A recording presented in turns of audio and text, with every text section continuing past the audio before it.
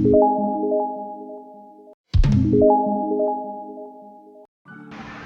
দর্শক, আমি Moli from মুসাফ kitchen.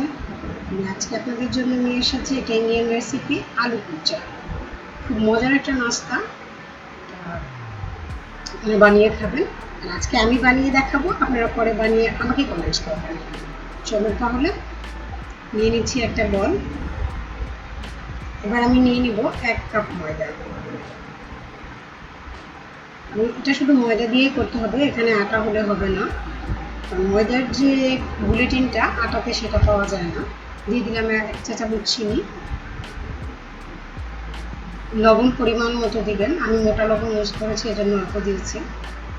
আর সামান্য একটু অয়েল দেবো, এটা শুধুমাত্র ময়দাটাকে যাতে ময়েশ্চার রাখে সেজন্য, কারণ আমি এটাকে সেদ্ধ করে ভাজবো। সো আমি অতটা তেল দেবই এটাতে।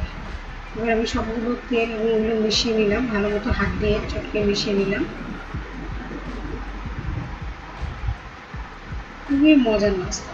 দিয়ে দিলাম 1 টেবিল চামচ টক দই। ফেটিয়ে নিয়েছি কিন্তু এটা। এবার এই টক দইয়ের মধ্যে আমি দিয়ে দিব 1/2 টিস্পুন বেকিং পাউডার, 1 চিমটি বেকিং সোডা। এবার আমি এই বেকিং সোডা এবং বেকিং পাউডারটাকে মিশিয়ে নিব দইয়ের সাথে। দেখবেন দইটা দলা পেকে আসছে, তখন ভাববেন যে আপনার এটা ঠিক হয়ে গেছে। এখন আমি এটাকে মিশিয়ে নেব। দিয়ে দিব এবার পানি, ঠান্ডা পানি, কিন্তু গরম পানি না।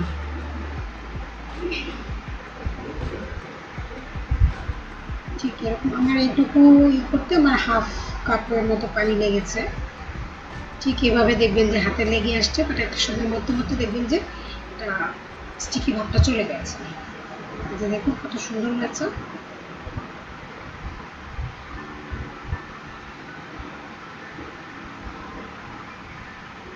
এবার আমি 10 মিনিটের জন্য ঢেকে রেখে দিব। এখানে আমি 2-3টে আলু মিডিয়াম সাইজে নিয়েছি, সেদ্ধ করে চটকে নিয়েছি। আলুটা এমনভাবে ম্যাশ করবেন যাতে কোনো রকম আলুর চাকা না থাকে। এবার আমি একটু পেঁয়াজ কুচি, কাঁচামরিচ কুচি এবং ধনিয়া পাতা কুচি দিয়ে দিলাম লবণ। আর শুকনো মরিচের গুঁড়া দিয়েছি, এটা কালারের জন্য, আপনারা চাইলে এটাকে স্কিপ করতে পারেন। দিয়ে দিলাম চটপটি মশলা 1 চা চামচ। বা চটপটি মশলা বা চাট মশলা যদি না থাকে তাহলে এখানে আপনি ধনিয়া গুঁড়া, জিরা গুঁড়া ইউজ করবেন। এবার আমি সবগুলো উপকরণ একসাথে মিশিয়ে, কিন্তু এই মেশানোর পরে আর বেশি দেরি করা যাবে না। এখন আমি কুলচাগুলোকে বানিয়ে নেব, কারণ যে পেঁয়াজের যে পানিটা, সেই পানিটা আলুটাকে নরম করে ফেলবে। তাহলে আমি কুলচাগুলোকে তাড়াতাড়ি করে বানিয়ে ফেলবো।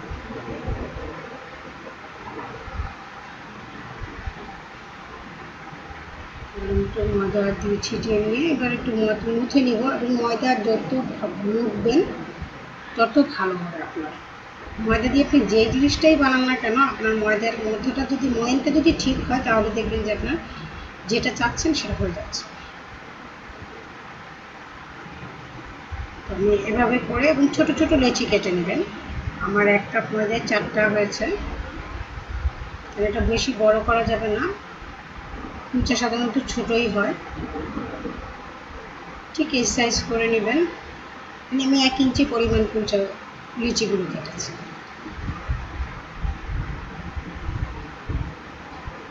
এখনো আমি 10 মিনিট রেখে দিই।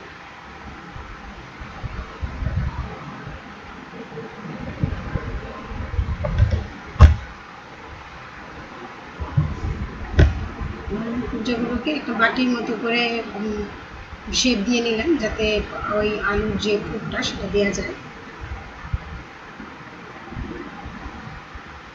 ভিউয়ার, যদি ভিডিওটি ভালো লেগে থাকে তাহলে অবশ্যই এটা লাইক করবেন। যারা সাবস্ক্রাইব করেনি, আজকে আমার চ্যানেলে নতুন এসেছেন তারা অবশ্যই এটা সাবস্ক্রাইব করে দেবেন, পাশে থাকা বেল আইকনটি প্রেস করে রাখবেন পরবর্তী নোটিফিকেশনের জন্য। দেখুন আমি কুলচাগুলোকে কীভাবে বানিয়ে নিয়েছি, এবং দেখুন কতটা সফট হয়েছে, যে আমার ময়দাটা কোথা থেকে খুলে যাচ্ছে না, বা কোনো হচ্ছে না, ক্র্যাক হচ্ছে না, কতটা স্মুথ। ঠিক আপনারাও এভাবে বানিয়ে নেবেন। এভাবে করে 4টা কুলচাই বানিয়ে নিলাম। এবার বেলে নেওয়ার পালা। আমি একটু ময়দা ছিটিয়ে হালকা প্রেস করব, একটু গোল করে শেপ দিয়ে এবার আমি ওই বেলুনটা দিয়ে একটু প্রেস করে লম্বাটে করে বেলে নিব। হালকা, একদম হালকা হাতে প্রেস করবেন, দেখুন অটোমেটিক এটা বলে যাচ্ছে। এই কুলচাগুলো সাধারণত 3 থেকে 3.5 ইঞ্চির মতো হয়, বেশি বড় হলে সেটা পরোটা পরোটা লাগবে, ভালো লাগবে না খেতে।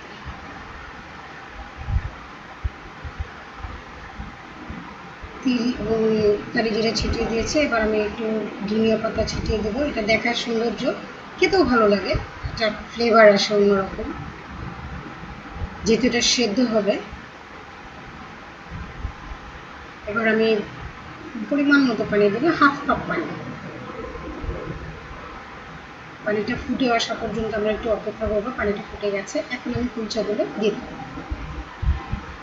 আপনার যদি ফ্রাই প্যানটা বড় থাকে তাহলে আপনি 2টা করে কুলচাও দিতে পারেন, বাট আমার ফ্রাই প্যানটা অত বড় না, একটা করেই দেওয়া যাবে, 2টা দেওয়া যাবে না। এবার ঢেকে দিব, এবং ঢেকে দেওয়ার পর আমার যে ছিদ্রটা আসছে সেই ছিদ্রটা বন্ধ করে দেব। 2 মিনিট পরে আমি এটা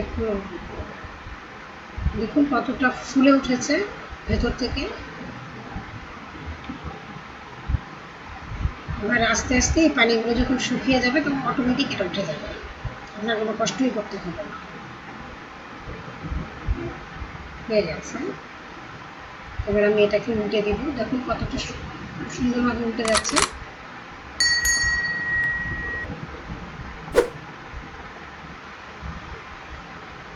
এবার এটাকে সফট রাখার জন্য এবং আরেকটু মজা করে খাওয়ার জন্য এবার আমি অল্প একটু 2-3 ফোঁটা তেল দিয়ে দিলাম। আপনাদের ঘরে ঘি থাকলে অথবা বাটার থাকলে এটা দিয়ে নেবেন, দিয়ে জাস্ট উল্টে দিবেন।